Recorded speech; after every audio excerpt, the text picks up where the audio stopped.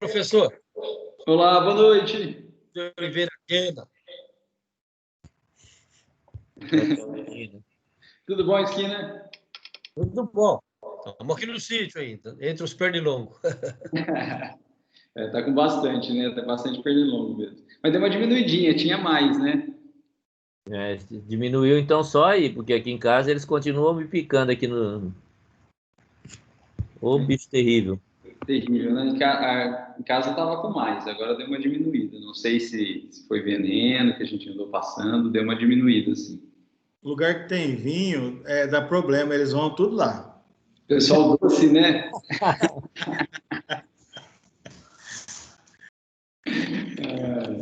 Bom, era vir vocês aqui tomar um vinho. Vinho e cachaça. Oh. Aqui só tem cachaça. Muito bem. Pessoal, vamos começar então? Vamos lá? Gente, nós estamos aí na aula do dia 27 de agosto, né, de 2020, o ano da pandemia. E a nossa matéria de hoje é processo civil, né? A matéria de hoje é processo civil. E nós estávamos estudando o litisconsórcio, né? Começamos a estudar o litisconsórcio e a gente estava dando sequência aí na semana passada. E hoje, então, provavelmente a gente termina o litisconsórcio e na próxima aula a gente pode pensar um pouquinho aí sobre auxiliares da justiça, né? Ou intervenções de terceiro. Aí a gente vê o que vai ficar melhor de sequência. Mas eu acredito que terminamos o litisconsórcio e às vezes até sobra um tempinho aí. Mas vamos lá. Pessoal, então a nossa matéria é litisconsórcio. A gente já estudou o conceito, né, de litisconsórcio, que é a pluralidade de partes, né, em cada um dos polos de uma mesma demanda, de um processo, né? Normalmente a gente pensa, né, que os processos vão ter uma pessoa no polo ativo como autor, né, um processo só, e uma pessoa, então, no polo passivo como réu. Mas, né, excepcionalmente, não é tão excepcionalmente assim, é algo até bastante trivial nos processos, ocorre de se ter pluralidade de partes nos polos da demanda. Mais de um autor no polo ativo, né, mais de um réu no polo passivo.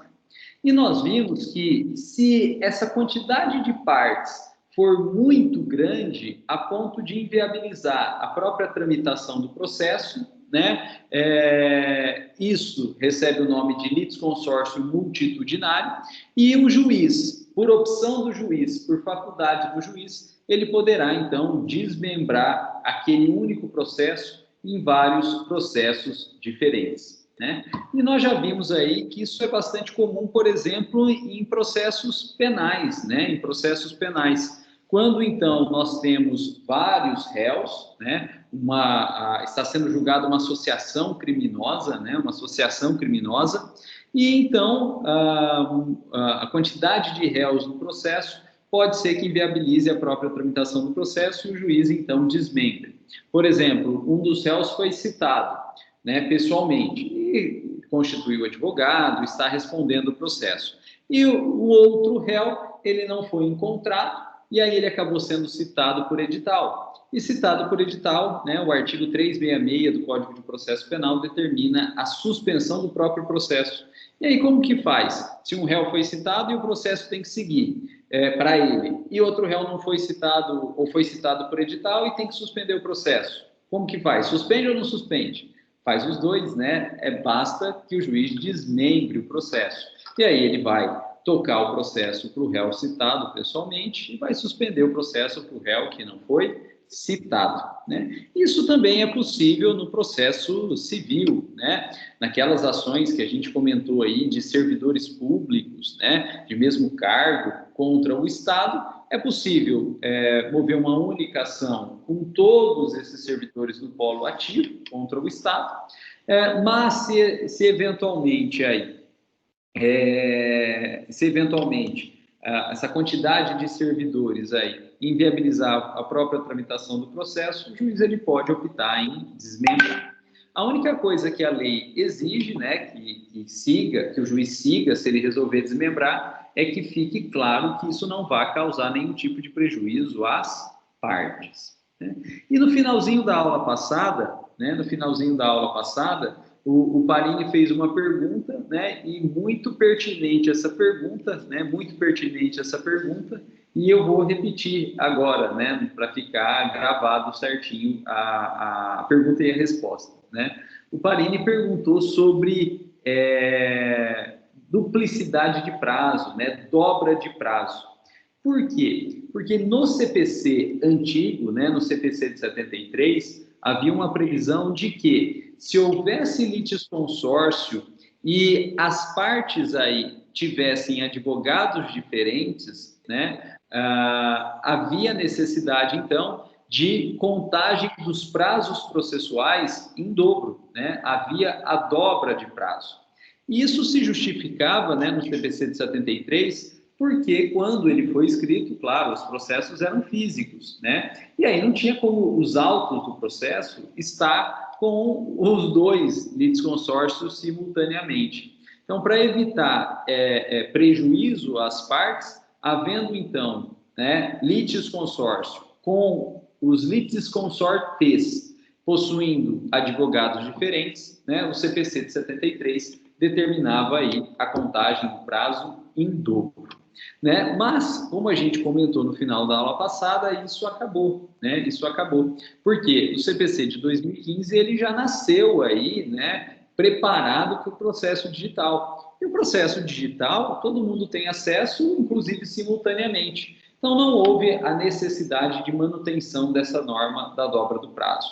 Então, hoje se o mesmo processo tiver litisconsórcio e, ainda que se tenha advogados diferentes, não há mais dobra do prazo, né? O prazo é contado, então, normalmente, o prazo é contado, então, de forma simples, né? Então, foi uma pergunta muito pertinente aí do Parini, né? E eu estou reinserindo ela no contexto da aula, né? Então, muito importante aí. Pessoal, hoje, né, não há prazo em dobro para processos com litisconsórcio, né, e litisconsortes com advogados diferentes, né? O prazo é normal, o prazo é simples.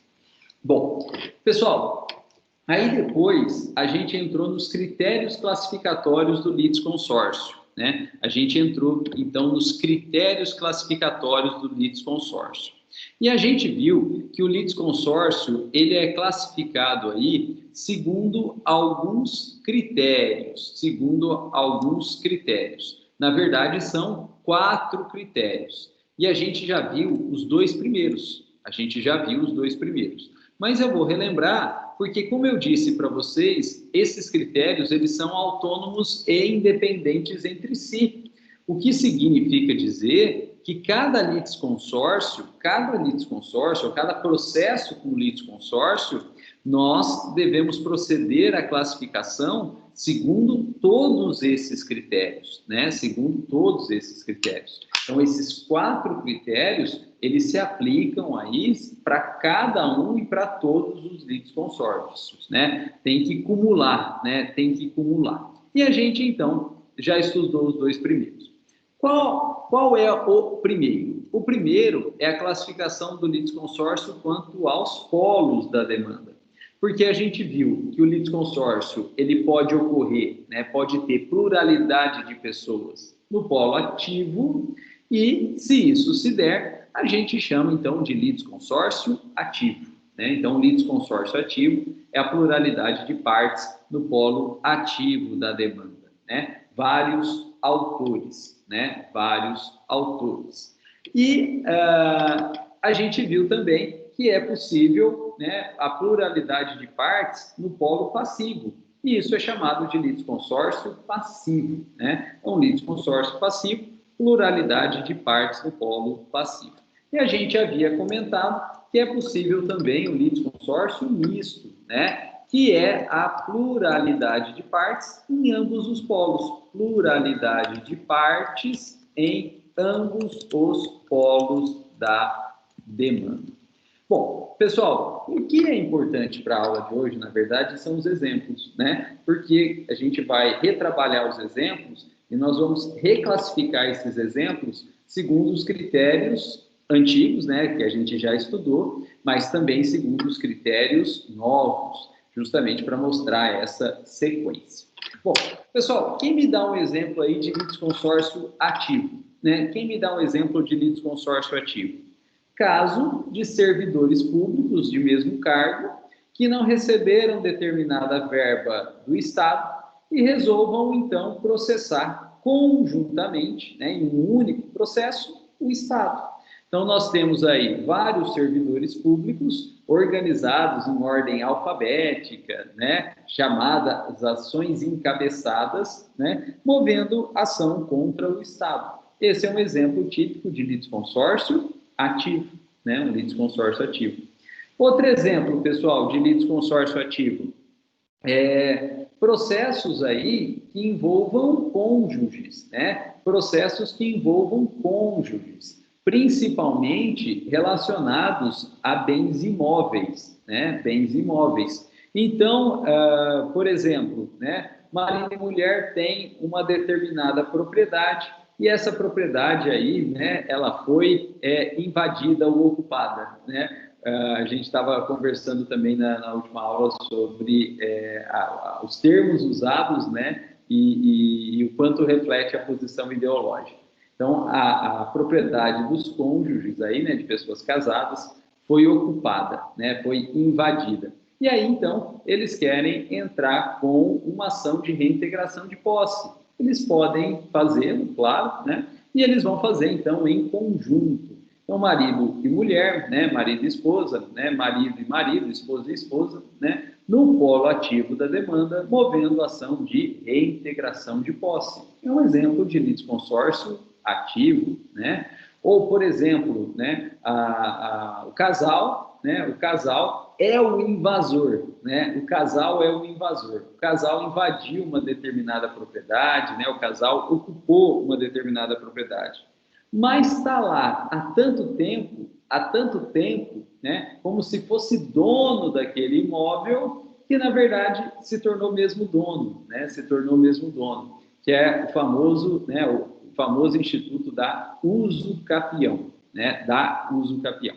Pessoal, palavra no feminino mesmo, né, da usucapião, né, porém, né, a gramática aí, né, e os juristas mais recentes estão dizendo que pode usar no masculino também, né, já estão admitindo o uso no masculino também, ou pelo menos já não estão falando mais que é errado usar no masculino o uso capião, né, mas classicamente aí é uma palavra feminina, então é a uso capião.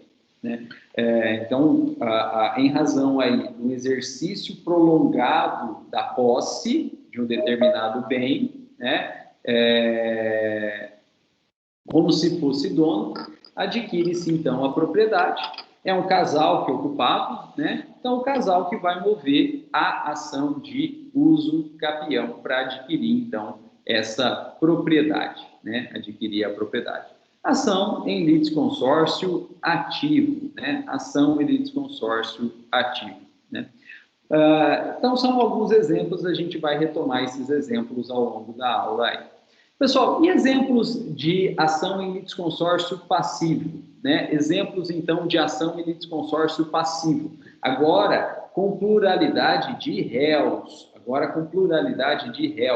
Né? Um exemplo que eu comentei com vocês foi aquela ação anulatória de concurso público, né? Então, um candidato reprovado moveu uma ação discutindo algumas questões aí da parte de conhecimentos gerais, que era para todos, então, os candidatos, todos os cargos, e apenas contra o município, né? Mas depois, em sede recursal, o Tribunal de Justiça mandou inserir também, como réu, né, no polo passivo, todos os candidatos, né? Então, todos os candidatos. Inicialmente, os candidatos aprovados e também, depois, os candidatos reprovados. Porque se vai anular o concurso, né, esses candidatos vão ser prejudicados. Então, no mínimo, eles têm que ter garantido o direito de defesa. E para eles conseguirem, então, garantir o direito de defesa, eles têm que ser partes no processo, eles têm que ser réus no processo, né? Então, um exemplo aí de ação anulatória, né? Um exemplo de litisconsórcio passivo é uma ação anulatória em que se coloca todos os candidatos do concurso. Aí. Outro exemplo, pessoal, a mesma ação de reintegração de posse. Porque se a gente encarar a ação de reintegração de posse no polo passivo, né, não adianta colocar só um dos invasores ou dos ocupantes. Tem que colocar todo mundo, né? Por quê? Ou tira todos, ou não houve desocupação, né? Ou não houve desocupação. Então, essa ação de reintegração de posse, ela também é um litisconsórcio passivo, porque vai ter que inserir no polo passivo todos os ocupantes aí, todos os invasores, né? Então, exemplo também de litisconsórcio passivo. Pessoal, e outro exemplo, né, de litisconsórcio passivo, que a gente vai trabalhar também, é a própria ação de uso capião, né? A própria ação de uso capião, ela também é um exemplo de litisconsórcio passivo. Por quê? Porque na ação de uso capião, os possuidores que estão na posse do bem há muito tempo, como se fosse dono, de forma pública, de forma notória, eles então movem a ação de uso capião. Contra quem? Pessoal, contra várias pessoas, né? A ação de uso capião, ela é movida contra várias pessoas. E esse é um dos motivos que demora. Quem já teve oportunidade aí, né, de acompanhar a ação de uso capião, sabe que demora, né? Eu estou com algumas ações aí, tramitando no município vizinho aqui, desde 2016, e uma delas a gente ainda não conseguiu citar todos os réus, né? Ainda não conseguimos citar todos os réus. Isso é relativamente normal em ação de uso capião. Por quê? Porque tem muita gente para ser citado. Primeiro, tem que citar na ação de uso capião os proprietários tabulares, né? Os proprietários tabulares. O que é proprietário tabular? Proprietário tabular é aquela pessoa que está escrita como proprietário na transcrição ou na matrícula do imóvel, né? Então, o possuidor ele vai entrar com a ação de uso capião, claro, ele vai ter que entrar contra o proprietário formal, né? Que é o proprietário tabular, que é o proprietário que está escrito, então, na transcrição ou na matrícula do imóvel. Pessoal, só uma observaçãozinha aí, né? Hoje, e hoje não é tão recente assim, porque é assim desde a Lei de Registros Públicos de 76, se não me engano, 76, né? Lei de Registros Públicos de 76, o documento que comprova a propriedade do imóvel é a matrícula, né? Então, o imóvel ele fica matriculado no respectivo cartório de registro de imóveis, né? Às vezes a comarca tem um cartório só, né? Ou às vezes a comarca tem mais de um cartório, como Rio Preto, como São Paulo, mas sempre há um imóvel, um cartório e dentro dele uma matrícula, né? Agora, os imóveis anteriores à Lei de Registros Públicos atual, que é de 76, né? Então não é tão nova assim, eles não têm matrícula, eles têm transcrição, né? A Lei de Registros Públicos anterior, né, que foi revogada em 76, ela trabalhava com transcrição, né? Então, por que eu estou dizendo isso? Porque essas ações de uso capião que eu tenho tramitando aí numa cidade vizinha aqui, não tem matrícula, né? Ela não tem matrícula, são transcrições, E também, pessoal, as propriedades lindeiras de reservatório de usina hidrelétrica, né, os famosos ranchos aí, também não tem propriamente, alguns já têm, né, loteamentos mais novos já têm, mas os mais antigos aí, né, da época até às vezes anterior ao reservatório, né, que era a área rural, não tem matrícula, tem transcrição, né, E também, né, aproveitando que o Especiato está aqui conosco, né, a pesquisa que eles fizeram, né, o Especiato e o professor Cedeval, sobre a enfiteus em Jales, né, eles devem ter buscado muitas transcrições antigas aí, né, da época da Fazenda dos Ingleses, né, ali em Tanabi, que é uma comarca antiga, em Novo Horizonte, que é uma comarca antiga, né. Então, os documentos de imóveis mais antigos são as transcrições, né. Mas voltando aqui, então, entrou com a ação de uso capião, tem que colocar no polo passivo os proprietários tabulares, que estão na matrícula e nas transcrições, né? Agora, se essa propriedade é muito antiga, por exemplo, sendo o caso de transcrição, esses proprietários tabulares já morreram, né? E aí, quem vai para o polo passivo é ou o espólio, se o inventário ainda estiver aberto, ou então os herdeiros, né?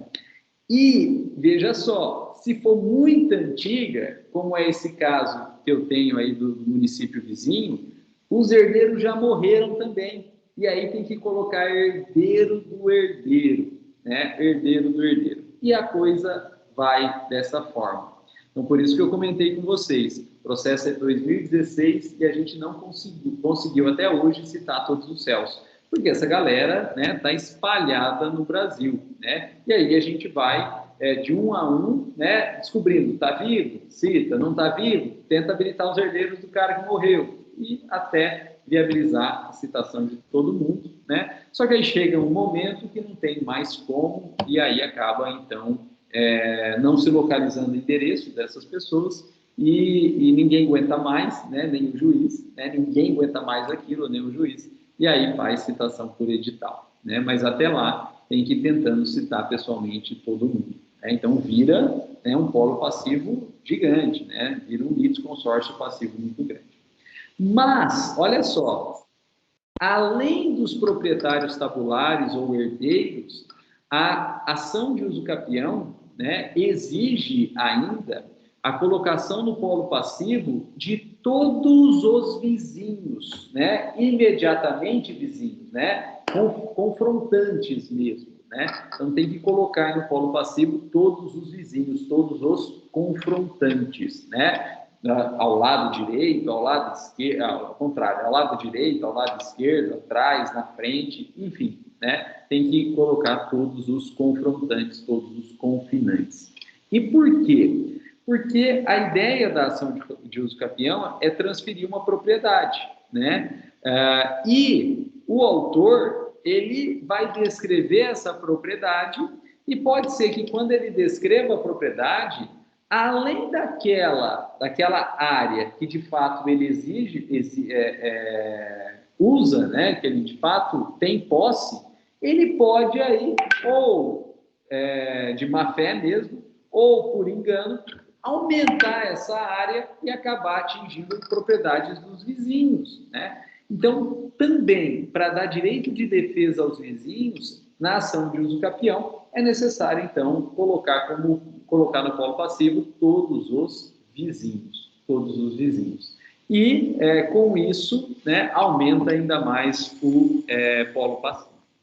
E aí, o juiz determina a citação dos vizinhos, o vizinho vai receber a citação e ele, então, vai poder analisar se está atingindo a área dele, vizinho, ou não. Se tiver, o vizinho contesta a ação, né? Não no sentido de, olha, tem posse ou não tem posse. No sentido de, olha, está indo além e está atingindo a minha área. E, ao contrário, se não estiver indo além, né? Se estiver realmente na área que o autor detém a posse, sem exacerbar, sem atingir a área do vizinho, o vizinho nem contesta, né? Ele recebe a citação, ele é citado, mas ele nem contesta, né? E deixa o processo tocar, né? Mas, enfim, eles vão ser citados. Pessoal, oi? É o especial. Oi, especial. De fato, respondendo ao teu questionamento, o Cedeval encontrou várias vezes, inclusive desde José Bonifácio, que ele foi desde o cartório de José Bonifácio, que era o primeiro que atendia a esta região aqui. Depois foi para Votuporanga, Fernandópolis e então Jales, que já era o cartório da Mariinha, irmã do Eufri Jales. Então, é uma coisa que ele fez uma pesquisa. Eu acompanhei ele em algumas partes. Na verdade, eu não fiz a pesquisa porque ele que era o pesquisador e ele que fez a tese, né? Uhum. E eu fui acompanhando, até por amizade, a gente trabalhava juntos numa escola particular, lá em General Salgado, e a gente aproveitava e saía para fazer essas visitas depois da aula, e eu fazia junto. Então, comecei a aprender um pouco com o trabalho que ele estava realizando. Com relação a essa questão de divisas, confrontamentos, então a minha casa, a casa que eu moro, ela teve um problema, né? Eu tenho uma parte da área que não é minha, no tamanho do terreno, o terreno que eu comprei e tal. Quando eu fiz a medida reservando, eram 2 terrenos, reservando o terreno de cima, eu descobri que a frente da minha casa, que era de 12 metros, não tinha 12, tinha 13 o meu terreno. Aí fui ver com o proprietário. Quando eles fizeram a casa da esquina, então eu tenho um dia, se você vir a minha casa, vai ver que tem um muro, depois ele faz uma quina e dobra novamente até a rua, né? Eu ganhei, teoricamente, porque o proprietário falou, não quero mexer com isso não, põe o muro aí e toca o pau. Mas eu ganhei uma parte do terreno de uma área mais ou menos de uns 13, 15 metros quadrados com relação a confrontamento, porque se eu tivesse feito sem esse terreno, ia ficar uma área de terra no meio dos dois. Aí eu aproveitei o muro e fiz. Se fosse uma demanda, poderia ter questionamento, obviamente, né? O teu vizinho seria citado, né? O teu vizinho seria citado nesse caso. E aí ele poderia escolher se ele vai impugnar, ele vai contestar, é contestação, né? Dizendo que você está invadindo, na verdade, a área dele, ou ele pode deixar quieto, né? Mas uma coisa que é interessante, para fins de regularização dessa área, porque na tua matrícula essa área não consta, né? Não consta. Então, para fins de regularização dessa área, você acaba sendo obrigado a entrar com ação de uso capião, né? Ou, assim, é obrigado a entrar com a ação de uso capião. Hoje é assim, você é obrigado a se valer do Instituto da Uso Capião. Antigamente era só judicial, então você era obrigado a entrar com ação, né? É um exemplo clássico de ação necessária, né? Mesmo que tivesse concordância das partes, você era obrigado a entrar com a ação de uso capião. Hoje, você ainda tem que se valer do Instituto da Uso Capião, porém já existe a uso capião extrajudicial. Você já pode fazer isso aí diretamente em cartório por escritura pública, né? Então é interessante, se você tiver interesse de regularizar, você faz a uso capião em cartório. Aí teu vizinho já concordou mesmo, vocês dois assinam a escritura pública e a verba na matrícula do teu imóvel no cartório de registro de imóveis, né? Qual que é a vantagem? A vantagem é que qualquer outro modo de transmissão da propriedade, se for por compra e venda, né, se vocês fizerem uma escritura de compra e venda, ainda que não tenha pagamento, vocês vão pagar ITBI, né, 2%.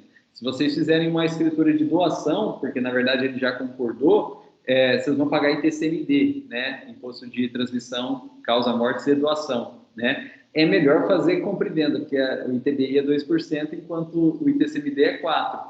Mas acaba pagando imposto. Se vocês fizerem por uso capião, ainda que extrajudicial, o uso capião é modo originário da propriedade, né? Não é o teu vizinho transmitindo para você, é você adquirindo em razão do decurso do tempo, quer dizer, sozinho, né? Você adquiriu pelo tempo, sozinho. Então, não tem transmissão propriamente de propriedade, e se não tem transmissão, não tem imposto, né? Nem ITBI, que é o Imposto de Transmissão Intervivos, e nem TCMD, que é a Transmissão Causa Morte e Doação, né? Então, a uso capião ela é isenta de imposto, né? Porque não teve transmissão. Então, é interessante, você consegue regularizar hoje bem mais fácil. Até o código aí 2015, você ia ter que entrar necessariamente com a ação, né? Ia ter que citar todo mundo, ainda que todo mundo concordasse, né? Ia levar um tempo. né? Agora você faz com escritura pública direto em cartório, se ele concordar, né? Resolve, né? Agora só tem um probleminha, né? Já a casa foi vendida já 2 vezes. Então eu teria que falar com o atual proprietário agora, né? Para isso, porque eu também não sei se no documento da casa dele esse terreno ele vem até essa área aqui, né? Porque ele foi construído antes da minha residência. Então precisaria ver também que pode ser que há algum engano na venda e esse terreno não fazia parte de nada, né? De propriedade nenhuma. Eu achei que fosse dele naquela época, mas ele também não conferiu na escritura, não mediu nem nada. Mas tá bom, eu agradeço, professor. Era só para citar um exemplo que, se fosse uma ação de uso capião, teria o questionamento, por exemplo, do vizinho, ele poderia questionar. Poderia questionar. E pode, né? Você não sabe quem que é, né? Sabe quem que é o vizinho, mas você não sabe a posição dele a respeito disso, né? Do novo proprietário, né? Do atual proprietário. Ele poderia questionar, né? E eu lembrei que você... Especiado. Oi, seu Zó. Depois dessa aí, você tem que mandar pelo menos umas 6 garrafas de vinho para o professor. Ah, é verdade. Uma consultoria ao vivo e a cores, né? Era só um exemplo. Acabou virando uma consultoria. Mas o Especiato comentou sobre a irmã do Euflim, né? E eu lembrei de uma passagem interessante. O professor Guilherme foi no baile debutante dessa irmã do professor do Euflim Jales. Dançou valsa com ela lá, né? No baile debutante. Ali descendo a 10, acho que descendo a 10. Ele morava lá embaixo, né? Isso, descendo a 10, exatamente. O baile foi ali, o professor Guilherme foi lá. Bom, pessoal, e aí, comentar também, olha que interessante, eu entrei nessas ações que eu comentei com vocês, o município aqui vizinho, eu entrei com uma, né? Eu tinha feito um inventário para a pessoa, né? Morreu o filho dela, e aí ela me contratou, a gente entrou com uma ação de uso capião. E aí, os vizinhos começaram a ser citados da ação de uso capião que eu tinha entrado de uma pessoa. E aí eles começaram a me ligar, falaram, você está entrando com uma ação de uso capião? Para que é isso? Né? E aí eu fui explicando. E aí falaram, mas é a mesma situação que eu. Né? E aí os vizinhos não só não se manifestaram, porque estava tudo regular, né? Já estava consolidado, na verdade, aquele loteamento, né? O parcelamento do solo urbano, só não estava formalizado. E aí os vizinhos, então, também me contrataram, a gente foi entrando, né, com a ação de uso capião por um aí. Então, entrava com um, citava os vizinhos, o vizinho contratava. Entrava pelo vizinho, citava os vizinhos dele. E a coisa foi indo, né? A coisa acabou indo. Então, é interessante essa sistemática aí para fins de garantia do direito, né? Mas não terminou ainda, gente. Na ação de uso capião, ainda é necessário colocar no polo passivo, né? Só que aí não fala propriamente em citação. Aí a lei não fala propriamente em citação. A lei fala em intimação, né? Mas é necessário colocar no polo passivo também a fazenda pública, municipal, estadual e federal, né? O juiz ele tem que encaminhar, então, uma intimação para os procuradores do município, do estado e da União, para que eles se manifestem a respeito, porque se o bem pertencer a um deles, né, é bem público. E se for bem público, não é passível de uso capião, né? Não há perda de propriedade por uso capião de bem público, né? Então tem que notificar todo mundo. E aí o Estado, né, a Fazenda Pública, né, o Estado, ele faz uma petição pura e simples, né? Ele se manifesta lá, fala, olha, consultado o departamento de plantas do município, não há interesse, não se logrou localizar, né, nenhum interesse público a respeito, né? Então eles se manifestam assim, né? O Estado também coloca lá, né? Não se localizou nenhum interesse do Estado e a União também. Então é interessante aí, né? Se vocês quiserem, eu posso abrir uma dessas ações de uso capião e eu mostro para vocês a extensão da coisa, né? A quantidade de gente. E esse caso ainda interessante, olha só, porque é no município de Santa Salete. Na época, o município era um distrito de Urânia, né? Então, tem que ver se tinha registro em Jales, se tinha registro em Urânia, se teve que intimar o município de Santa Salete, porque é o atual, teve que intimar o município de Urânia para ver se na época Urânia tinha algum interesse, ou se na época era algum bem público. Então, acaba gerando um volume bem grande aí de partes no polo passivo da demanda, né? Então, é interessante. Bom, pessoal, então exemplo de litisconsórcio passivo, né? E litisconsórcio misto, né? A gente pode conjugar esses exemplos, né? Então, um casal entra com a ação de uso capião, né? Você vai ter, na verdade, um litisconsórcio misto, né? O casal que exerce a posse, 2 autores, né? E no polo passivo, toda essa galera que a gente comentou, proprietários tabulares, confinantes e fazendas públicas, municipal, estadual e federal, né? Um litisconsórcio misto aí. Bom, pessoal, depois a gente estudou um segundo critério classificatório que foi quanto ao momento, né? E a gente viu que quanto ao momento, o litisconsórcio ele pode ser inicial, né? Quando ele, então, quando o processo, então, já é ajuizado em litisconsórcio. O processo já começa em litisconsórcio, né? Litisconsórcio inicial, né? O processo já começa em litisconsórcio. E exemplos que a gente tem aí, né? A própria ação de uso capião é um litisconsórcio inicial, né? Um litisconsórcio inicial, porque desde o início do processo, se a posse é exercida por um casal, o casal tem que estar no polo ativo. Então, litisconsórcio ativo inicial. E desde o início do processo, tem que colocar os proprietários tabulares, os confinantes e as fazendas públicas. Então, litisconsórcio passivo inicial, né? Litisconsórcio passivo ou inicial. E também, pessoal, quanto ao momento, o litisconsórcio ele pode ser ulterior ou sucessivo. Ulterior ou sucessivo. É aquele em que o processo se inicia sem litisconsórcio, né? Então, um autor, um processo e um réu. Porém, durante a tramitação desse processo, né, surge aí a necessidade de colocação de mais partes dentro do processo, formando, então, um litisconsórcio ulterior ou sucessivo, ou seja, após o início e no curso do processo, né? Por exemplo, pessoal, a gente comentou aí a ação, né, anulatória de concurso público. Ela foi movida por um candidato, um processo e o município. Porém, em fase recursal, olha só, em fase recursal, o tribunal mandou inserir os demais candidatos, né? Então, não tinha litisconsórcio no início do processo, mas durante a tramitação desse processo é formado, então, um litisconsórcio e entra novas partes dentro desse processo.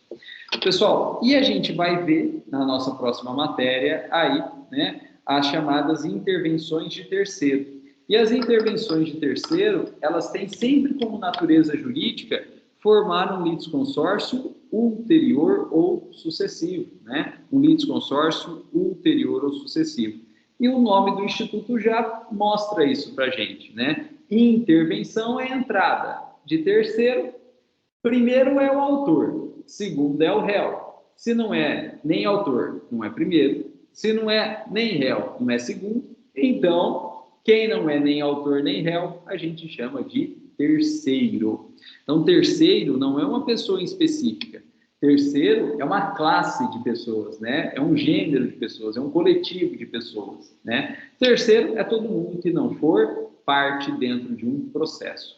E então, esse terceiro intervém no processo, ele vai entrar ou como autor ou como réu, né? Dentro do processo. Então, se não tinha aí pluralidade de partes, passa a ter, né? Formando, então, um litisconsórcio ulterior ou sucessivo.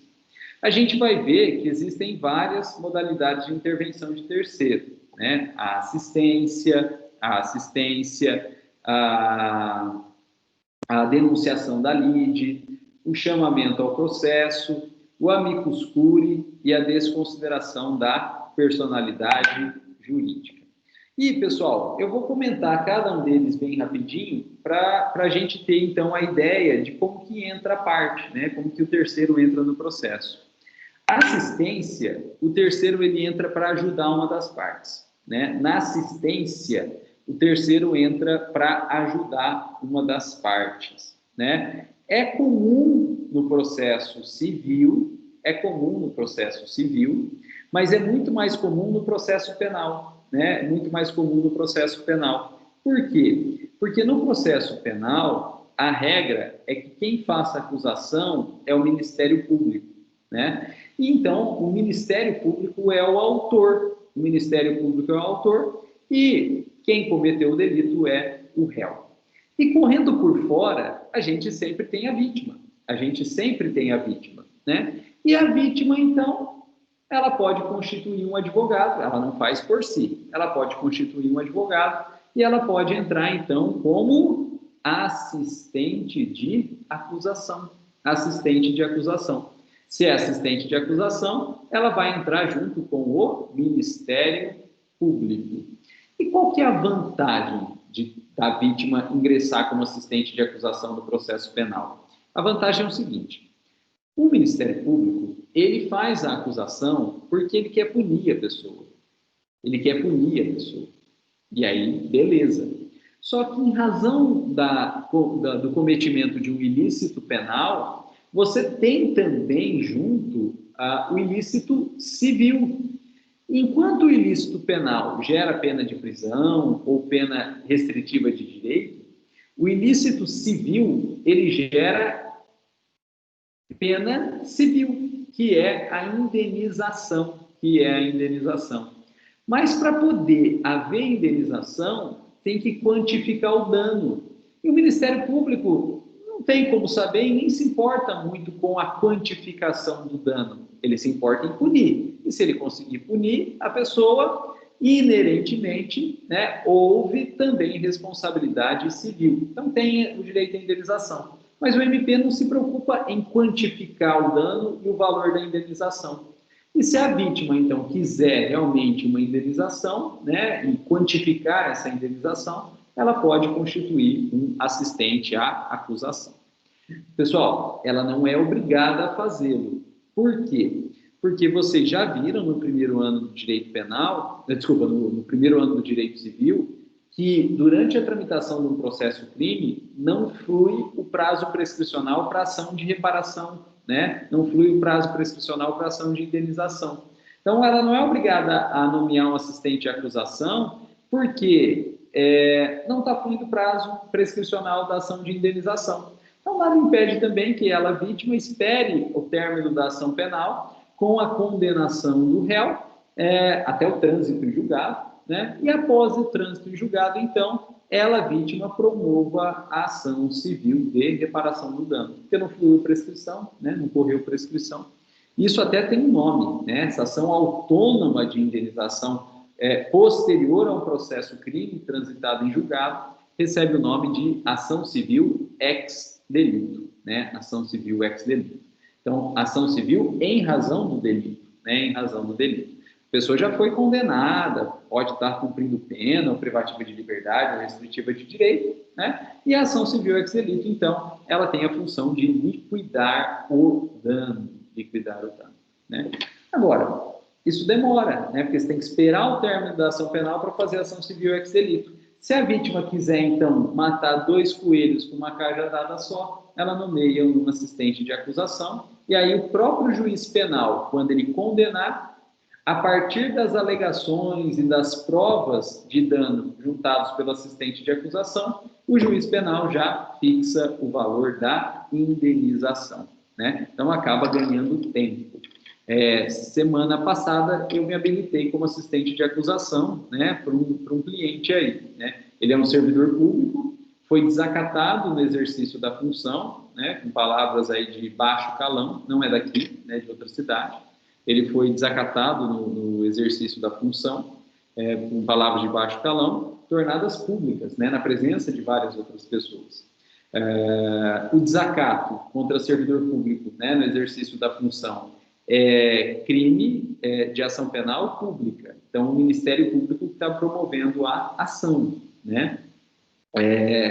Porém, né, claro, subsiste ao servidor público o interesse indenizatório. Então, a gente já se habilitou como assistente de acusação e vai tentar produzir prova aí, né, dos danos causados, para ver se a sentença penal condenatória já liquida tanto a responsabilidade penal quanto a responsabilidade civil, né? Mas é possível, pessoal, também no civil, né? Também é possível no civil, né?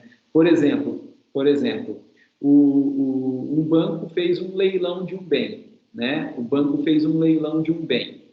E aí, aquele bem pertencia a uma determinada pessoa, né, que não pagou o financiamento. E aí o banco retomou e fez o leilão de um determinado bem. E aí fez o leilão e alguém arremata esse bem. Alguém arremata o bem a leilão. O antigo proprietário devedor, ele pode entrar com uma ação anulatória de leilão. Contra quem? Contra quem fez o leilão, que é o banco. Mas o banco já não tem mais o bem, porque o bem já foi vendido. E aí, o banco até vai fazer a defesa, mas não vai se preocupar tanto, porque, na verdade, o banco já vendeu aquele bem. E aí, se o banco perde a ação, o banco perdeu a ação, mas quem vai perder o bem mesmo é quem arrematou. E aí, esse arrematante, então, ele pode entrar no processo como assistente do banco, assistente do réu, né? E aí, então, ele vai subsidiar as defesas do banco, né, para viabilizar com que ele fique, viabilizar que a ação seja julgada improcedente, porque julgando improcedente significa que o leilão é válido, e aí quem fica com o bem é o arrematante, né? Então, é possível a assistência também no processo civil nessa forma. E veja que, olha só, no processo penal, a vítima não é parte. Quem é parte é o Ministério Público, né? E o réu. E aí a vítima, então, entra no processo, ela fez uma intervenção de terceiro. No processo civil, a ação anulatória é movida por um antigo proprietário contra o banco. E aí o arrematante, porque tem interesse, ele entra no processo como assistente do banco. Houve uma intervenção de terceiro, né? Formando um litisconsórcio ulterior. Né? As outras duas intervenções de terceiro, né? A denunciação da lide e o chamamento ao processo. A gente usa, pessoal, para fins de responsabilização de um terceiro, né? Para fins de responsabilização de um terceiro. Muito comum em ações indenizatórias em que o réu tenha seguro, né? O réu tenha seguro. Então, acidente automobilístico, né? Eu estou dirigindo meu carro aí, né? E aí vem um professor bem idoso já, né? Com seu cinquecento vermelho, qualquer semelhança é mera coincidência. E já não enxerga mais nada aí, avança ao pare e bate no meu carro. E aí eu vou, então, mover uma ação de indenização por perdas e danos contra esse professor, né? Eu estou no polo ativo, né? Esse professor está no polo passivo, né, da ação, e como tal, ele vai se defender. E na defesa dele, ele vai falar, não teve culpa e tal, né? Olha, estava escuro, não tinha sinalização e tal. Mas se ele tem seguro, a defesa dele é jogar a bucha para a seguradora. Então, ele vai fazer uma denunciação da lide, né? Um chamamento ao processo da seguradora. E aí a seguradora, que não era parte, que o processo era eu, né, vítima do acidente, autor do processo, contra o professor, causador do acidente e réu no processo, a seguradora entra nesse processo, né? E se o réu for obrigado a pagar, na verdade, quem vai pagar é a seguradora, né? Então, esse é um caso típico de intervenção de terceiro também da seguradora, né? Denunciação da lide e chamamento ao processo. Pessoal, outro caso, né?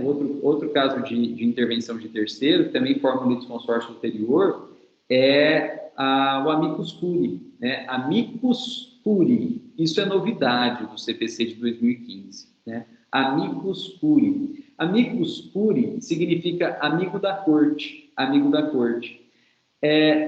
A depender do tipo de processo, se a matéria a ser discutida lá é algo muito sensível para a sociedade, né, o Poder Judiciário, o juiz, os desembargadores, os ministros, isso é muito mais comum em âmbito de tribunal superior, né, portanto, junto a ministros, pode solicitar a presença de uma determinada entidade dentro do processo.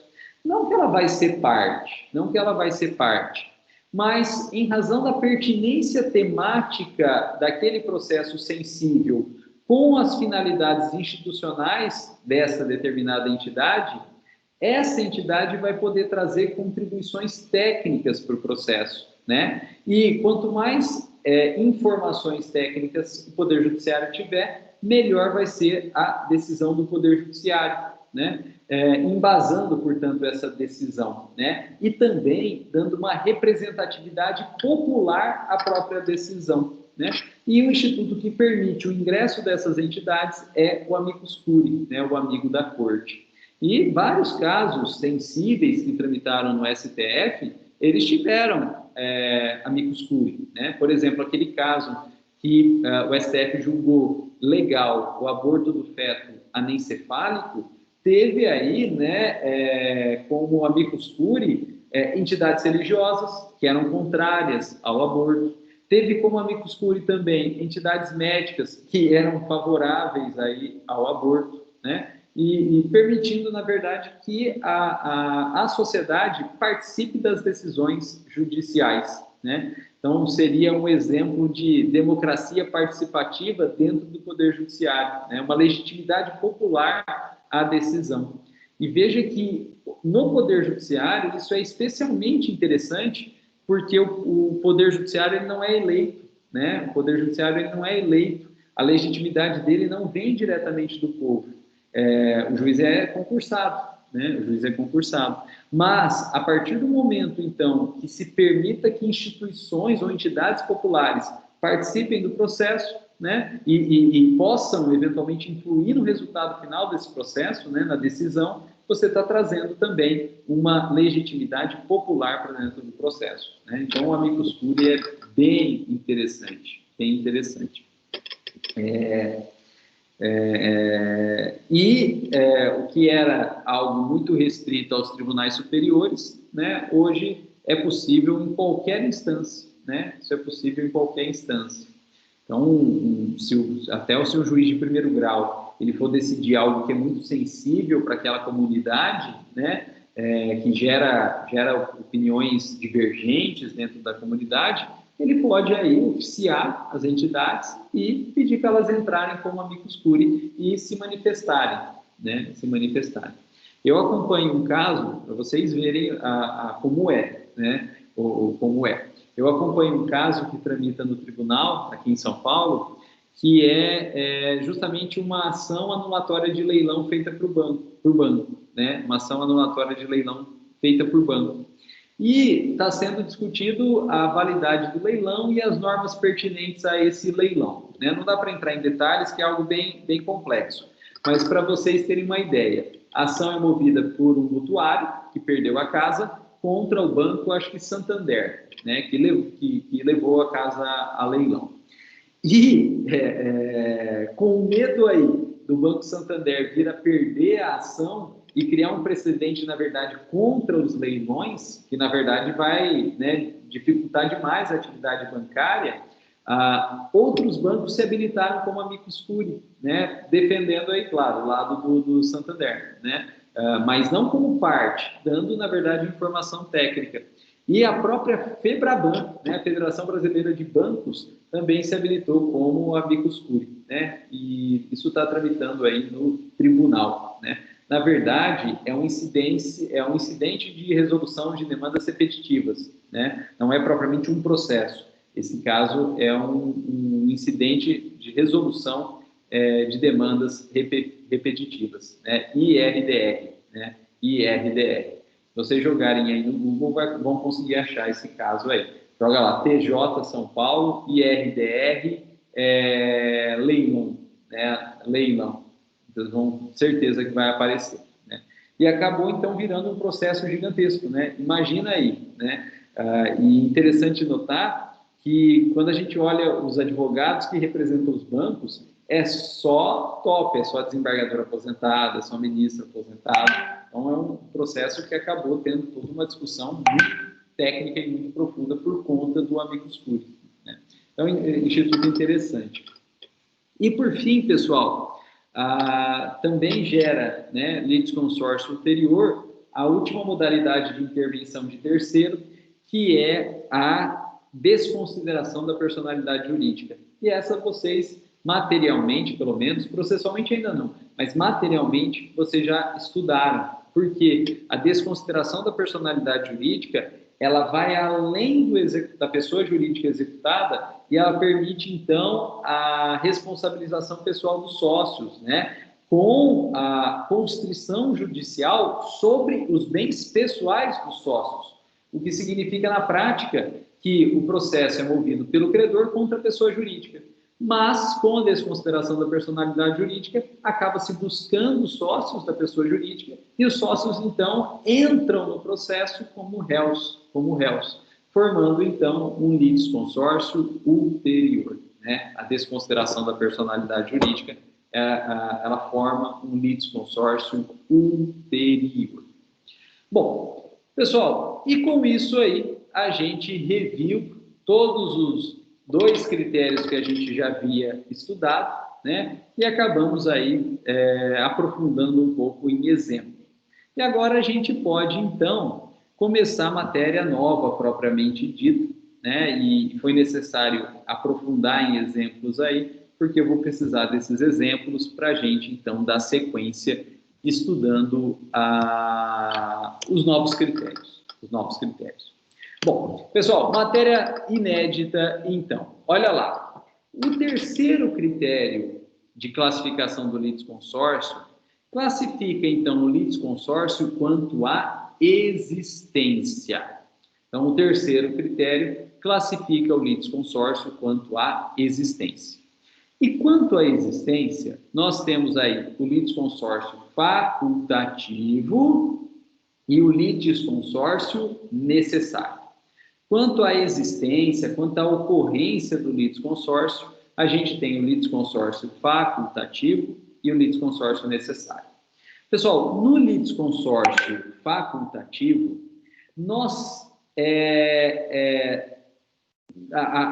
a existência do litisconsórcio é uma faculdade da parte, ou seja, a parte que escolhe se ela quer mover o processo em litisconsórcio ou não, né? Então, litisconsórcio facultativo é a mesma coisa que litisconsórcio não obrigatório, né? Significa que aquele processo pode tramitar com litisconsórcio ou pode também tramitar sem litisconsórcio, né? Então, no litisconsórcio facultativo, né, é opção da parte mover com ou sem litisconsórcio. E se ela mover com, beleza.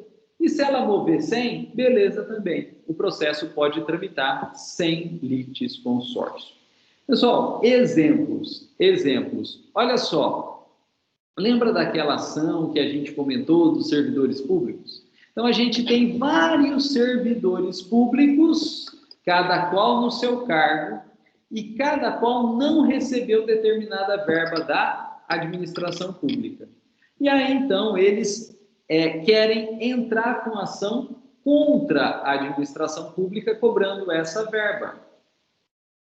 O que eles podem fazer? Eles podem entrar com essa ação, cada qual individualmente com a sua. Porque a relação jurídica discutida no processo é de cada servidor diretamente com a administração pública.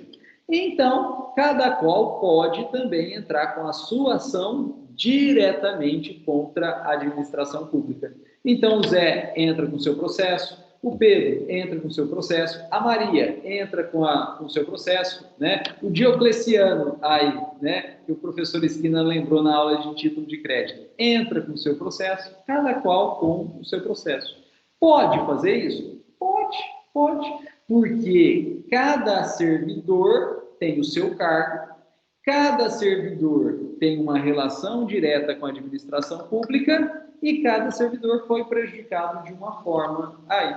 Então, como as relações são próprias e individuais, é possível também processos próprios e individuais. Porém, isso pode, na verdade, majorar os custos. Isso pode majorar os custos.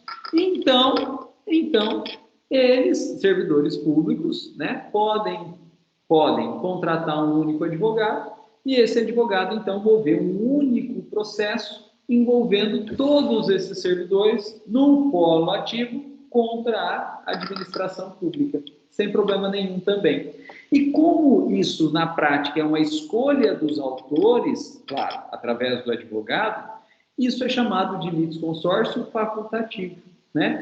Porque as partes podem optar em processo individual ou as partes podem optar em processo conjunto, né? Em processo em litisconsórcio, aí, movendo um processo só contra a administração pública. Professor, Pessoal, oi?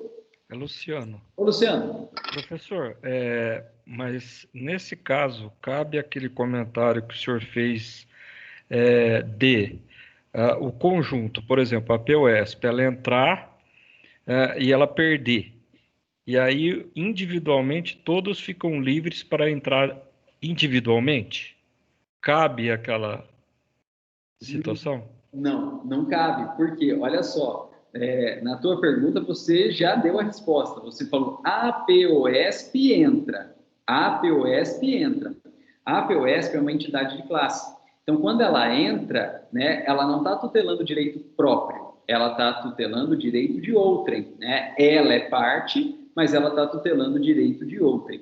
Nós já vimos que isso é chamado de tutela coletiva, né? E legitimidade extraordinária, né? Então, na tutela coletiva e na legitimidade extraordinária, quando nós temos uma entidade entrando com a ação, se a entidade ganha, beneficia a todos. Se a entidade perde, não prejudica ninguém, né? E aí, então, cada um pode mover as suas ações individualmente.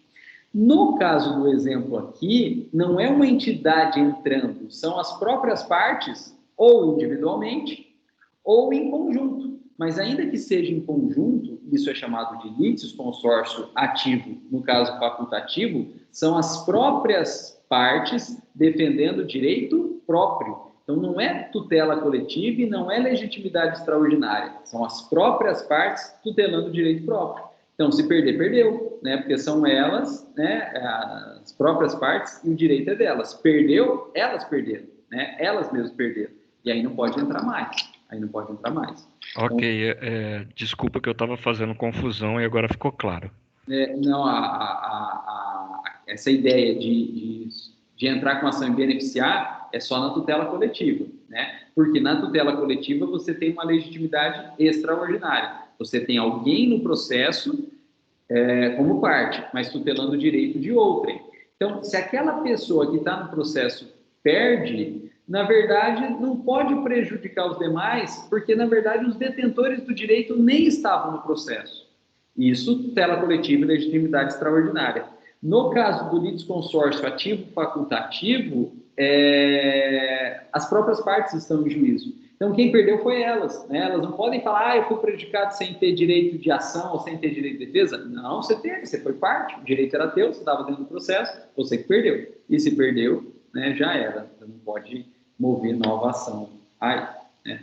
Pessoal, então veja, esse caso de vários servidores públicos juntos, formando um litisconsórcio e movendo uma única ação contra a Fazenda Pública, nós temos um litisconsórcio ativo, inicial e facultativo. né? Lembrem aí, os critérios são autônomos, então a gente tem que classificar por segundo os três, né? Então, como são vários servidores públicos juntos movendo ação contra o Estado, é um litisconsórcio ativo, inicial e facultativo, né? Litisconsórcio facultativo. Pessoal, essa é a grande maioria dos litisconsórcios mesmo, né? Eles são facultativos. As pessoas se juntam ali porque elas querem. Importante. Essa faculdade de juntar ou não juntar é das partes, não é do juiz, é das partes. Então, as partes que vão escolher se juntam ou não juntam, e o juiz ele não pode interferir sobre isso, né? Inclusive, vocês tiveram teoria geral do processo e vocês viram que existe um princípio que diz que a parte é livre para fazer a petição inicial, se quiser, da forma que quiser, alegar o que quiser e pedir o que quiser. E o juiz, ele vai fazer uma análise posterior, mas ele não vai poder entrar na discricionariedade da parte sobre o ingresso da petição inicial, o conteúdo e os pedidos dessa petição inicial. Isso chama, quem lembra? Princípio dispositivo. Esse é o princípio dispositivo. Então, aqui também, no litisconsórcio, se o litisconsórcio é facultativo, vale o princípio dispositivo. O juiz ele não pode se intervir, né? Ele não pode entrar nessa escolha das partes. Então, se as partes querem fazer individual, entra individual, o juiz, no máximo, ele vai poder reunir os processos por conexão ou continência para julgamento junto, né? Mas ele não pode falar, não, vocês entraram separado aí, vocês fizeram um monte de processos, vocês abarrotaram minha vara de processo, não quero isso não, hein? Pode juntar aí. Ele não pode fazer isso, né? Ele não pode fazer isso, senão ele está violando o princípio do dispositivo, né? Princípio do dispositivo, não, princípio dispositivo, né? Não tem o do aí. Não tem a preposição juntando os dois, princípio dispositivo. Agora, se as partes entram em conjunto, e esse conjunto é muito grande, né, principalmente em litisconsórcio facultativo, o juiz pode considerar aquele litisconsórcio multitudinário e dividir, né? Então, principalmente em litisconsórcio facultativo, se as partes entrarem em conjunto, nada impede que o juiz, né, entenda que há um litisconsórcio facultativo multitudinário e desmembre esses processos. Gente, e no litisconsórcio facultativo, belezinha desmembrar. Por quê? Porque as relações são individuais mesmo. Podia até ter entrado desde o começo com processos autônomos, né? Então, no litisconsórcio facultativo, quando multitudinário, é de boa para desmembrar. Podia até ter entrado inicialmente com processos autônomos aí, né? Então, normalmente, quando o juiz opta em desmembrar, no processo civil, quando o juiz opta em desmembrar, normalmente é um litisconsórcio facultativo, né? As relações são autônomas, cada cal tem a sua, então não vai ter prejuízo nenhum para as partes aí, né? Então, o juiz não pode obrigar a entrar junto, não pode se negar a receber individualmente, nada disso. Mas se entrou junto, né, e o juiz verifica que está dificultando aí, principalmente em litisconsórcio facultativo, ele manda desmembrar, né, ele desmembra aí os processos. Bom, pessoal, esse é o litisconsórcio facultativo. Mas, além do litisconsórcio facultativo, quanto à existência, nós temos uma outra categoria de litisconsórcio, que é o litisconsórcio necessário, Gente, no litisconsórcio necessário, o processo ele tem que estar em litisconsórcio. Não tem opção. Se é litisconsórcio necessário, se é um caso de litisconsórcio necessário, O processo tem que estar em litisconsórcio. Não é opção nem das partes, olha só, não é opção nem das partes e nem do juiz. Na verdade, é a própria lei que determina que aquele processo tramite em litisconsórcio, e se a lei determina, é um litisconsórcio necessário.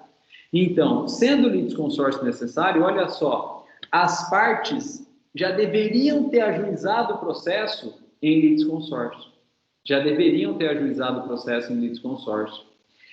E, se eventualmente não o fizerem, não ajuizaram em litisconsórcio, é porque erraram. É porque erraram. Deveriam ter ajuizado, mas não ajuizaram, então erraram.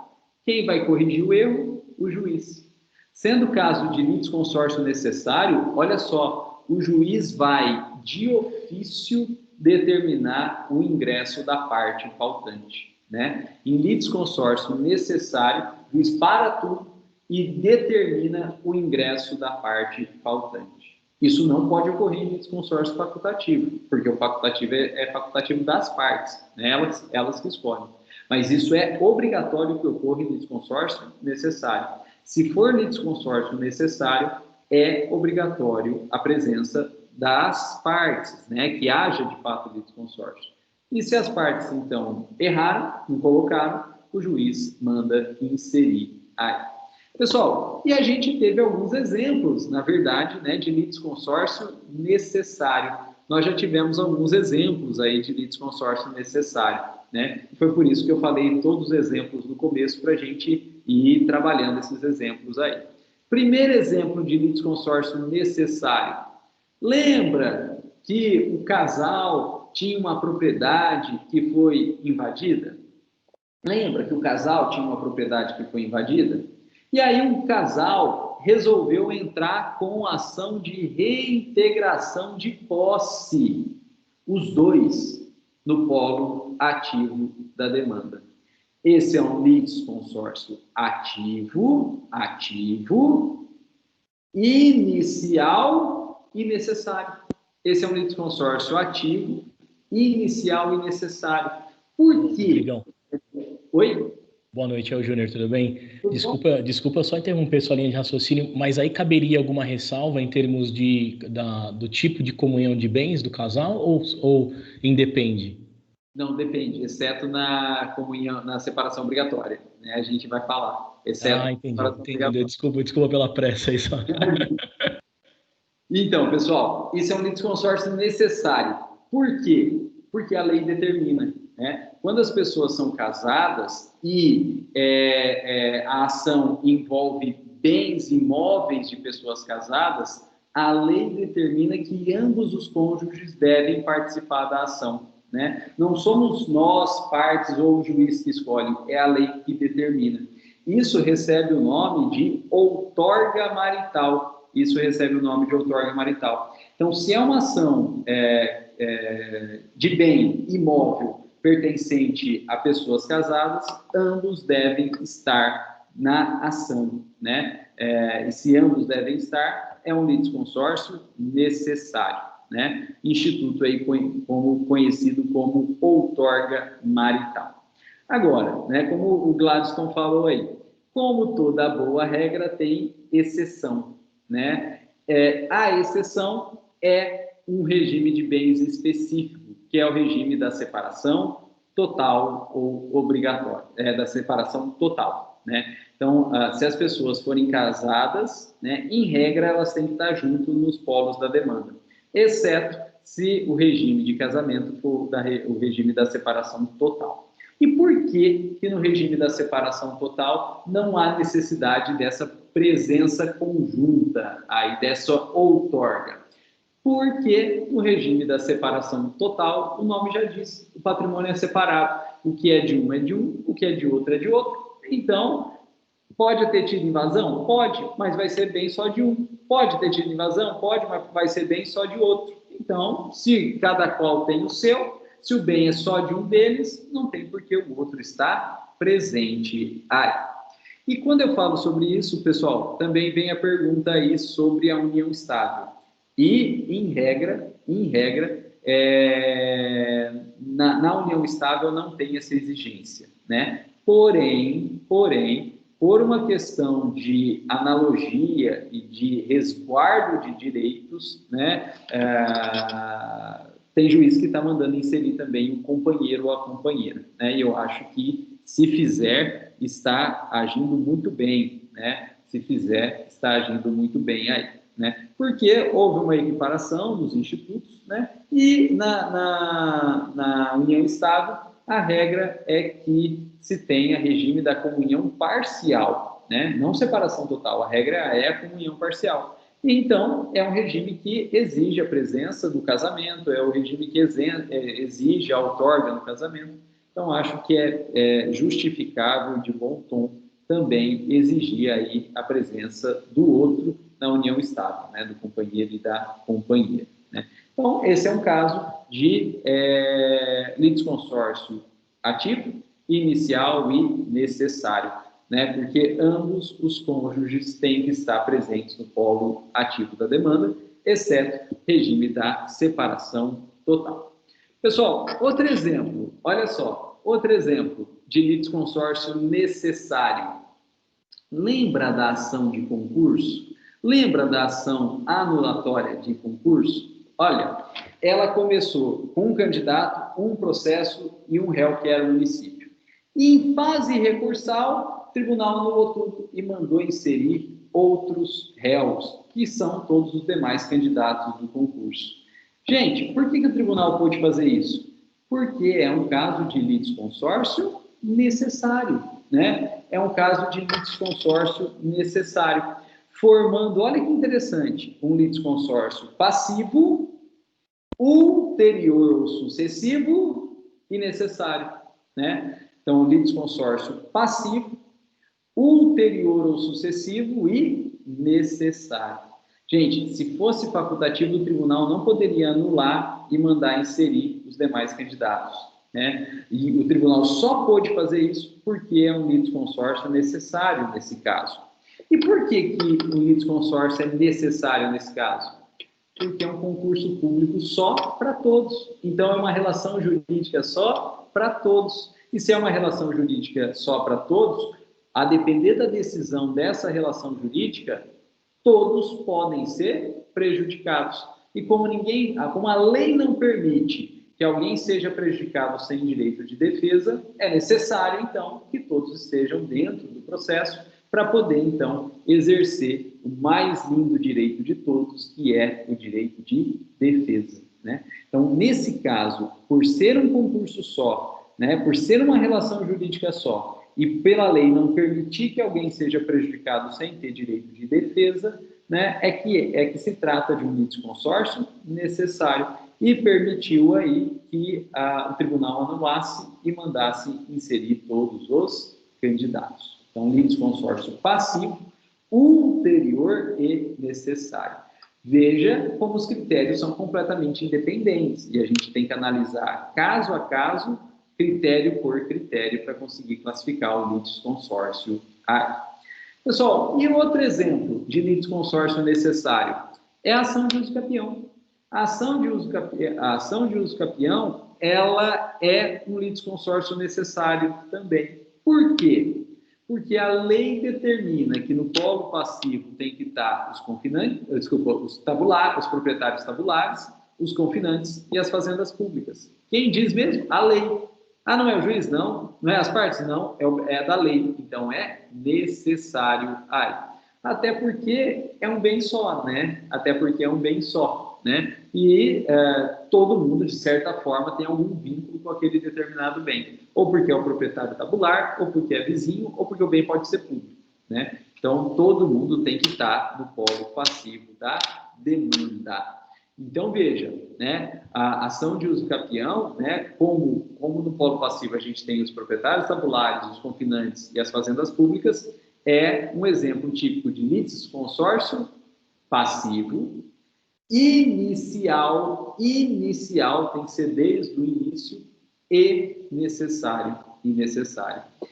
Tanto é passivo, inicial e necessário, que se o autor da ação de uso capião esquecer de colocar alguém ali, como réu, ou o tabular, mas tabular ninguém esquece. A gente esquece os confinantes, né? Os confinantes é a fazenda pública. Se a gente esquecer de colocar algum deles aí, confinante ou fazenda pública, o juiz, quando ele recebe a petição inicial, ele vai mandar o autor aditar a petição inicial, né? Consertar a petição inicial para inserir os demais réus sob pena de extinção do processo, sob pena de extinção do processo. Ele não vai tocar o processo sem um desses réus aí no processo.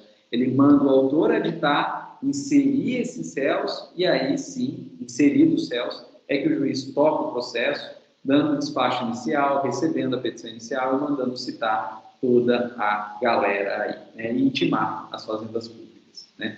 E isso só é possível porque é um litisconsórcio inicial, então tem que ser desde o começo do processo e necessário. Pessoal, e o último exemplo, a ação de reintegração de posse de novo. A ação de reintegração de posse de novo. Agora analisada sobre o polo passivo. Na ação de reintegração de posse sobre o polo passivo, adianta colocar como réu apenas um dos invasores, apenas um dos ocupantes? Não, porque você pode até tentar tirar um, mas o outro fica, né? E aí você não recuperou a posse de nada, né? Então, na verdade, tem que colocar ali todos os ocupantes, todos os invasores. Então, a ação de reintegração de posse no polo passivo, ela também é um litisconsórcio passivo, inicial e necessário, né? Litisconsórcio passivo, inicial e necessário. Só que na ação de reintegração de posse a gente tem uma dificuldade, né, muito grande. Por quê? Enquanto na ação de uso capião, a gente consegue saber quem são as partes, né, quem são os réus, quem está no polo passivo, porque basta pegar a transcrição ou a matrícula, basta ir lá no vizinho, né, bater palma e descobrir quem que é a pessoa, né, ou se é uma propriedade rural, tem que ir no cartório de registro de imóveis e ver quem que são os confinantes aí no registro de imóveis, né? E a fazenda pública é tranquila, né? O município, o estado ou a União. Então é fácil você descobrir quem são os confinantes na ação de uso capião, quem são os réus na ação de uso capião. Agora, na reintegração de posse, não, né? Se o proprietário vai lá bater palma dentro da propriedade que é dele, mas que está ocupada, que está invadida, e as pessoas descobrem que ele é o proprietário, ele está morto, né? Então, na reintegração de posse é mais difícil a composição do polo passivo, né? Então, o que é feito? Né? O que é feito? É feito um polo passivo indeterminado, né? Entra com ação um polo passivo indeterminado. E aí o juiz vai mandar citar todos os invasores, né? Vai mandar citar todos os ocupantes, né? Ou todos que se encontrarem naquela propriedade. E aí o oficial de justiça vai lá, faz citação pessoal de quem ele encontra, aí devolve o mandado cumprido, né? E aí o juiz costuma fazer uma citação por edital, né? Para que dê realmente ciência de todo mundo que estiver lá, né? Então, é necessário, mas é mais difícil a composição desse polo passivo aí, né? E eu comentei com vocês, né, que isso foi um objeto de discussão muito grande durante a elaboração do Código de Processo Civil de 2015, né? Porque a bancada ruralista queria que a citação fosse por edital de tudo, né? Então, nem vai oficial de justiça lá, já cita por edital direto. Um absurdo, né? Porque tirando o professor Guilherme, que acorda cedo e vai ler diário oficial, né? Tem nada para fazer, ele acorda, molha a samambaia, varre a calçada e aí vai ler diário oficial, né? Ninguém lê diário oficial. Então, isso é um engodo, né? Isso é uma ficção. Mas a bancada ruralista queria que toda a citação fosse por edital. E, de outro lado, né, os movimentos sociais queriam que a citação fosse pessoal de tudo. E se fosse pessoal, tinha que ser de tudo, porque é um litisconsórcio necessário, aí tinha que citar todo mundo que estivesse lá dentro daquela área, pessoalmente, né, pessoalmente. O oficial de justiça teria que colher a assinatura de todo mundo, que também é impossível, né? Também é impossível, nunca ia terminar um processo desse, né? E aí, então, que ficou acordado um meio termo, né? O litisconsórcio é necessário, manda citar, expede mandado de citação, o Oficial de Justiça vai lá, colhe a assinatura de quem ele encontrar ali dentro, né? Aí o juiz publica o edital, para ninguém alegar desconhecimento, e aí toca o processo, né? Mas o pano de fundo dessa discussão toda é porque se tratava, então, de um litisconsórcio necessário. Pessoal, pergunta de prova, né? Isso é uma pergunta típica de prova, né? É contado um determinado caso, né? E aí a questão pergunta se o juiz pode ou não pode determinar o ingresso de nova parte, né? Pode ou não pode determinar o ingresso de nova parte. Você só vai, para você conseguir responder isso, você vai ter que verificar se é um litisconsórcio facultativo ou necessário. No facultativo, o juiz não pode determinar o ingresso de nova parte, no máximo o juiz pode desmembrar processo, no máximo desmembrar processo. E no litisconsórcio necessário, o juiz deve determinar o ingresso de nova parte aí. E às vezes até desde o início do processo, mandando emendar a petição inicial para constar as novas partes, né, os novos integrantes do processo, né? Então, para responder se o juiz pode ou não pode determinar o ingresso de nova parte, tem que verificar se se trata de litisconsórcio facultativo ou necessário. E aí, vocês vão me perguntar, professor, como que eu vou saber? Né? Como que eu vou saber? Gente, tem que analisar, na verdade, um caso concreto. Né? Tem que analisar, na verdade, o caso concreto. Não é algo pré-estabelecido. Tem que analisar o caso concreto. E essa análise é feita, na verdade, com base na quantidade de relações jurídicas ali dentro, né? Daquele caso. Se tem várias partes, mas, ao mesmo tempo, tem várias relações jurídicas, e, na prática, cada parte tem a sua própria relação jurídica, ou seja, uma ligação direta com a outra parte, nós estaremos diante de um litisconsórcio facultativo. Então, se a gente até tem várias partes, mas cada parte, cada uma delas, tem a sua própria relação jurídica, a sua própria ligação com a outra parte, e é uma ligação direta, nós estamos diante de um litisconsórcio facultativo. Agora, se a gente analisar o caso e a gente verificar que, apesar de ter várias partes,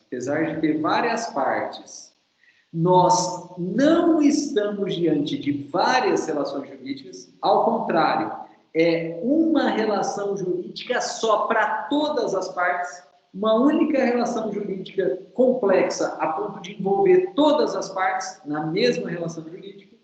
Se é uma relação jurídica só, todo mundo tem que estar lá dentro.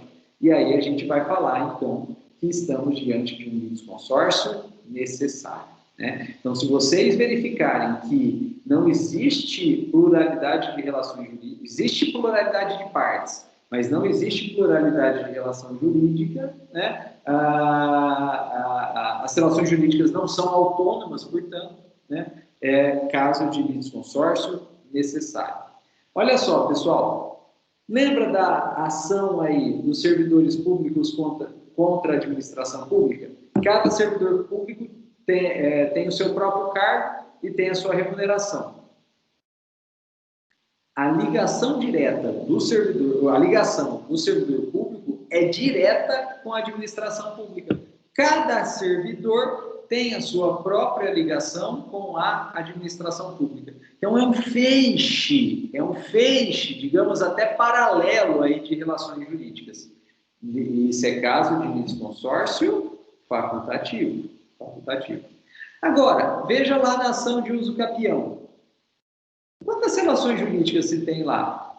Uma só, né? Porque tudo está relacionado aos bens, ao bem. Veja, o proprietário é daquele bem, o confinante é daquele bem, né? A administração pública, a fazenda pública é relacionada àquele bem, e aí o bem é que se liga com o autor da ação de uso capião. Então, a gente tem uma ligação só do autor com o bem, e aí é do bem que parte as relações jurídicas com os demais, proprietários, confinantes e fazenda pública. Mas é uma relação jurídica só. E deles com o bem, e a partir desse único feixe única ligação com o autor. Por isso que é um litisconsórcio, então, necessário. Porque, na verdade, apesar de ter várias partes, está se discutindo uma única relação jurídica, que é a posse e propriedade de um único bem. Aí, então, não tem feixe de relação. Tem uma só, que é um bem só. Né? Mesmo caso do concurso público. Né? Tem vários candidatos? Tem, mas é um concurso só. Então, na verdade, existe uma ligação do autor, candidato reprovado, com o município que fez o concurso e do município com os demais candidatos. Os demais candidatos se juntam com o município e é do município que vai para o autor. Então, na verdade, é uma relação jurídica só, né? Apesar de ter vários réus, município e vários candidatos, como é um concurso público só, é uma relação jurídica só, e nós estamos diante de um litisconsórcio necessário. Mesmo caso do litisconsórcio necessário na ação de reintegração de posse. Né? Veja só, o autor quer a reintegração de posse da propriedade, que é uma só. E dentro dessa propriedade é que se tem várias pessoas ocupando, invadindo. Então, existe uma ligação jurídica do autor com a propriedade, uma só. E aí, da propriedade com as várias pessoas. E das várias pessoas com a propriedade, e aí uma só com o autor. Né? Então, sendo uma relação jurídica só, a gente vai estar diante de um litisconsórcio necessário. Né? E, pessoal, existe até uma forma ainda mais prática, mais tangível da gente identificar o litisconsórcio necessário. Né? Existe aí um pulo do gato, né? Para a gente identificar o litisconsórcio necessário. Né? É uma técnica de chute, na verdade, mas funciona bem aí. Gente, toda vez que você pensar que, faltando aquela pessoa, ela ficaria prejudicada, você pode falar que é um litisconsórcio necessário. Né? Toda vez, então, que você eliminar a pessoa e perceber que ela, sendo eliminada, ela vai ficar prejudicada, você pode falar que é um litisconsórcio necessário.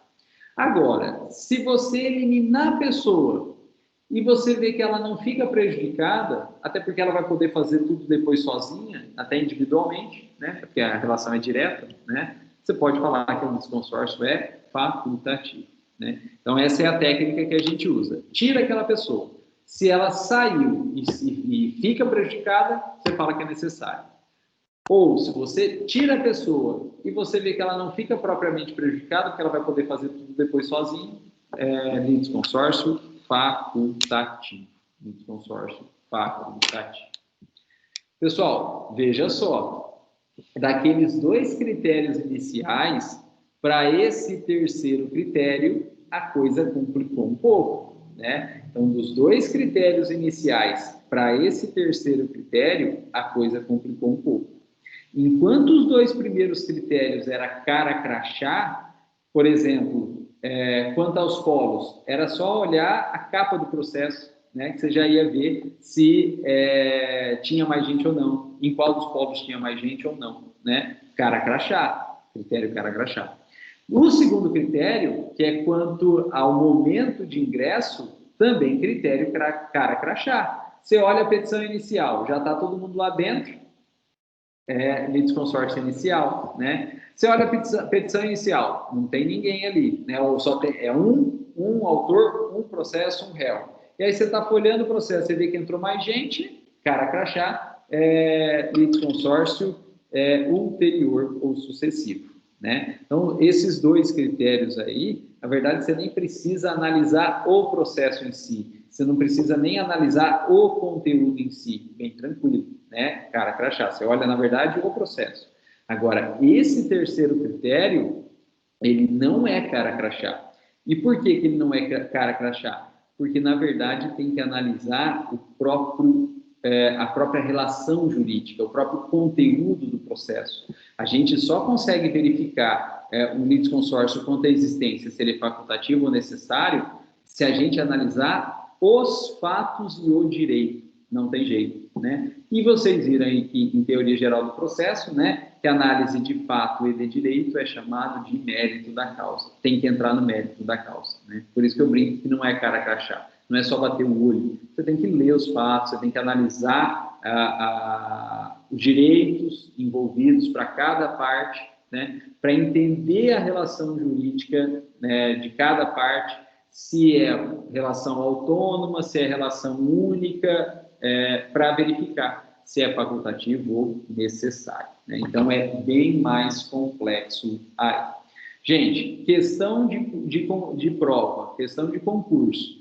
Se cair uma questão, uma narrativa de questão muito longa, pode ter certeza que ela vai estar te perguntando se o litisconsórcio é facultativo ou necessário, né? Porque ela vai ter que descrever a relação jurídica para você conseguir entender se o litisconsórcio é facultativo ou necessário. Então, complicou um pouquinho. Esse terceiro critério, ele complica um pouquinho, né? Não tem jeito. Mas nós temos um quarto critério, que é quanto à decisão proferida, que é ainda mais complexo, né? É ainda mais complexo. Por quê? Porque nesse quarto critério, que é quanto à decisão proferida, a gente tem que aprofundar ainda mais no mérito. A gente tem que aprofundar ainda mais na análise da relação jurídica, naquele caso, para verificar, então, se aquele litisconsórcio tem uma classificação quanto à decisão proferida aí. Então, veja que a coisa vai se complicando. Mas também tem um lado bom, né? Esse é o último critério, né? Então, mais complicado que isso não fica, né? Que esse é o último critério aí. Bom, pessoal, e a gente precisa, então, analisar justamente esse último critério. Porém, como ele é o critério mais complicadinho aí, né? Eu pensei da gente fazer, então, um intervalo agora e a gente volta, então, na próxima aula, né? E fala sobre esse último critério aqui. Pode ser, gente? Fechado. Então, Pode ser, beleza. Ótimo. Então, vamos interromper a gravação aqui e aí a gente volta daqui a pouco.